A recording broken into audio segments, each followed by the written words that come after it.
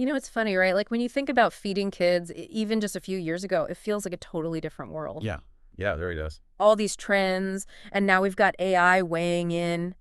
It's exciting, but also kind of overwhelming if you're just trying to figure out what to give your toddler for dinner. Exactly. I mean, where do you even begin? So that's what we're diving into today, right?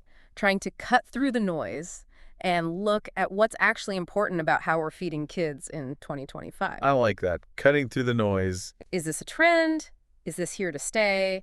And how can we feel good about what we're doing, which, let's be honest, is kind of a big deal. It really is. And especially when you think about these first few years, from baby to like 5 years old. Huge, right? Huge. It's not just about keeping them full. It's about setting them up for, well, everything. Their brains are growing like crazy, their immune systems are figuring things out, and we're basically shaping how they'll think about food for the rest of their lives. Right? Their growth, their gut health, which we hear so much about now, even their moods. It's all connected. Yeah, totally.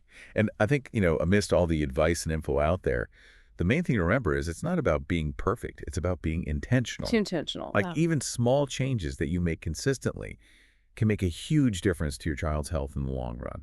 So let's get into it. In 2025, what are we seeing? What are the big things happening in how we approach feeding these little ones? Well, one thing that's evolving in a really interesting way is baby-led weaning. BLW, right. Exactly. Yeah. You probably heard about skipping the purees and going straight to soft finger foods. Yep, been there.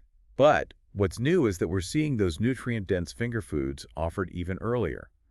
And get this, there's even some talk and even some early tools using AI to help parents know when their baby is truly ready for solids in this way. Whoa, AI for baby food. That's very 2025. And it is, isn't it? Yeah. So in this updated BLW approach, what kinds of foods are we talking about? What are parents emphasizing? Yeah, like what are we actually putting on those tiny little plates? Well, we're focusing on foods that are packed with nutrients right from the start. Make it count. Yeah. Exactly. Think like soft cooked veggies that are easy to grab. Sticks of sweet potato, broccoli florets, things like that. Got it. Also making sure to get those iron-rich foods in there early, tender strips of meat, other iron-rich snacks. The idea is to really broaden their nutrient intake from the get-go. Okay, so that makes sense. And all the good stuff about BLW that we already knew, that's still there too, right? Like the whole independence thing, helping them develop those fine motor skills. Absolutely. And, the research is continuing to show that it can lead to less picky eating later on, and it's great for those chewing and swallowing skills early on. Yeah, that makes sense. And what's also really cool in 2025 is how many products are being developed specifically for BLW. Oh, yeah. We're seeing plates and cups designed for tiny hands with special grips, divided sections for portion awareness. Some even have digital features to track what they're eating. It's pretty wild. Digital tracking for baby food. Wow. Okay, so BLW is getting a 2025 upgrade. What else? What other trends are we seeing? Well, another big one that we can't ignore is gut health. Oh, yeah, gut health. Everyone's talking about it. Right, and it's having a huge impact on how we're thinking about feeding young children. In what way? Well, we know more than ever about how crucial that balance of bacteria in the gut is. They're good bacteria, right? Yeah, not just for physical health, but even for their development and mental health. Oh, wow. So are we talking about probiotics here? Probiotics, for sure. Those are the good bacteria, and we're seeing more parents incorporate those, whether it's through yogurt, kefir, or even supplements. I see. But it's not just about adding those in. It's about feeding the good bacteria that's already there. So what are we feeding them? Prebiotics. And those are found in things like bananas, oats, you wouldn't believe it, even asparagus.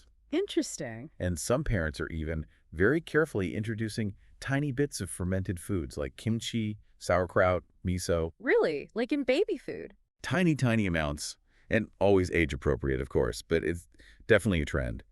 And the reason this gut health thing is so big, it goes way beyond just digestion. Yeah, how so?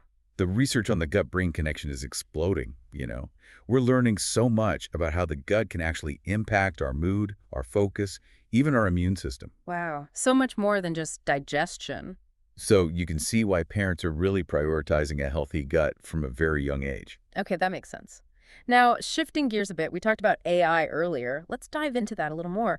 What's the deal with these AI meal planning tools that are popping up? It's really interesting. We're seeing apps that can help parents create meal plans specifically for their child. Customized meal plans, huh? Yeah, taking into account their age, any allergies or dietary restrictions, and even supposedly their food preferences, which good luck figuring that out with a toddler some days. Right. Like, what are they going to decide they like today? It's a mystery. Mhm. But some of these apps can even connect to your smart fridge. No way. Yep, so they can suggest meals based on what you've already got. Could be a real lifesaver for busy families. That does sound super helpful. Okay, so what about features? What kind of things can these AI tools do? Well, a big one is allergen alerts. Obviously, so important for families dealing with allergies. Of course, yeah. They often include nutrient tracking, so you can see if your child's getting all the vitamins and minerals they need. I see. There's also meal prep reminders, and some have interactive logs where you can track what your child ate and how they reacted to it. That's cool. Okay, so we've talked about some new high-tech stuff. What about just like food? Are there any trends in the types of foods we're seeing more of on kids' plates these days? Oh, for sure. Plant-based eating is a huge topic in general right now. Yeah, it really is. And while you might not see tons of vegan toddlers running around, there's definitely a movement towards more plant-forward options for young children. Okay, so what does that look like? Well, think about things like lentil patties instead of chicken nuggets, or almond butter instead of processed cheese spreads. Makes sense. Smoothies with spinach, chia seeds, fruit, those are also becoming a popular way to sneak in some extra nutrients. Right, right. So what's driving the shift towards plant-based? Is it mostly a health thing? It's probably a mix of things.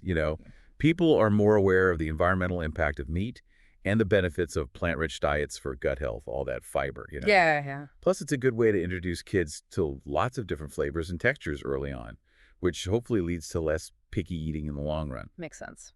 Okay, last trend I want to touch on, snacks. Ah, yes, snacks. Always a hot topic in the world of kids. It seems like the options are constantly changing. What are we seeing in 2025 that's different from those sugary snacks that used to be everywhere? Well, thankfully, there's definitely a move away from the processed stuff, those sugary puffs and crackers that used to be the go-to. Good riddance, I say. Right.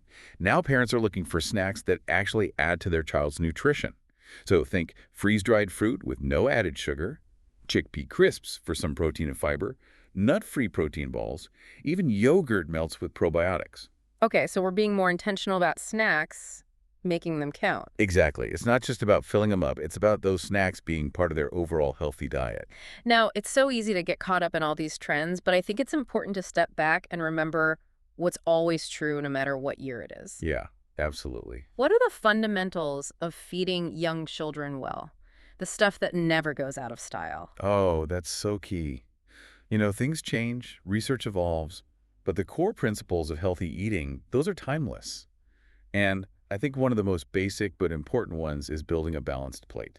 Balanced plate, what does that even mean? Well, a good visual is to aim for about half the plate to be fruits and veggies. Okay, that makes sense. About a quarter should be whole grains, and the other quarter a protein source.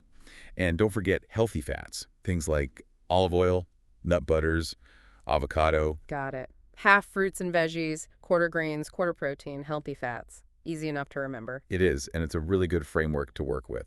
What else? What else is always important? What about this? We're always hearing about paying attention to your child's hunger cues. Like, how much are they actually eating? That is so crucial. As parents, we decide what and when to offer food, but they decide how much they eat. Division of responsibility, right? Yes. And it's so important for them to learn to trust their bodies, and it can help prevent overeating later on. Right. That makes sense. Okay, I'm going to ask the question I know every parent is thinking. Sugar. Uh-oh, sugar, the big one. How do we handle it? Look, limiting added sugar is always a good idea, especially for kids under 2. Natural sugars in fruit are fine. It's the added stuff we got to watch out for. Yeah, the sneaky stuff. Exactly. Yeah. Processed foods, sugary drinks, even some things marketed as healthy snacks. You got to read those labels carefully. Label detective, I like it. So limit sugar. Got it. What else? What's another golden rule? This one's big. Don't give up on new foods. Oh, yeah. Picky eaters, fun times. Right. It's so normal for kids to reject something new the first, second, even 10th time they try it. Studies actually show it can take 10 to 15 exposures for them to accept a new flavor or texture. 10 to 15. Wow, okay. So the key is to offer it without pressure, no force feeding, and don't give up too quickly. Patience is a virtue, especially with toddlers. You said it. And something else that makes a huge difference, being a good role model. Oh, yeah, that makes sense. Kids are always watching us, so if they see us enjoying a variety of healthy foods, they're much more likely to be curious and want to try it themselves. Yeah, lead by example. Exactly. Oh. Family meals are great for this, showing them that we enjoy what we're eating. It all makes a difference. Okay, so before we wrap up, let's tackle the big one, picky eating. Oh yes, the dreaded picky eating phase. Every parent's favorite. Is there anything we can do besides just, like, cry? Well, first of all, it's super normal.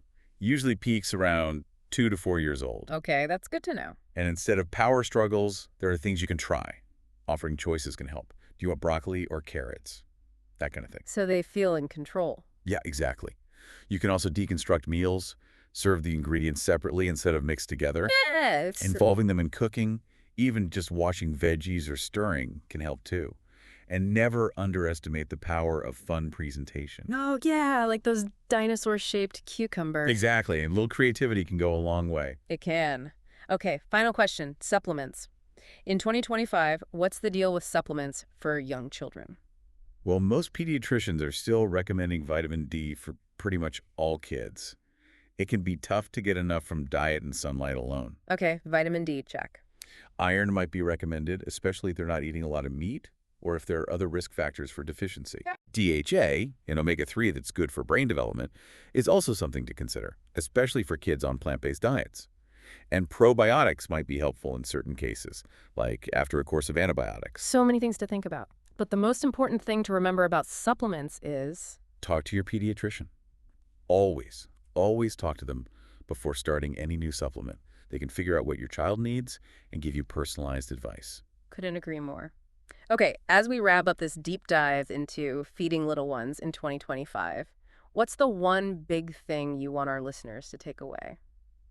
You know, it's more than just getting the right nutrients into their bodies. It's about creating a positive relationship with food, I love that. building connection at meal times, establishing healthy habits that will stick with them. We have so much information and so many tools now, which is great.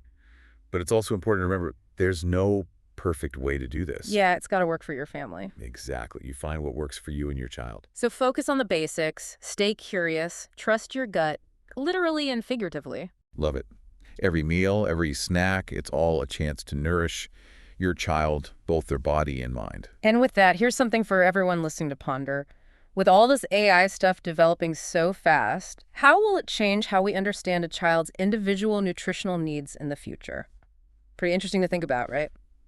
Thanks for joining us for this deep dive, everyone.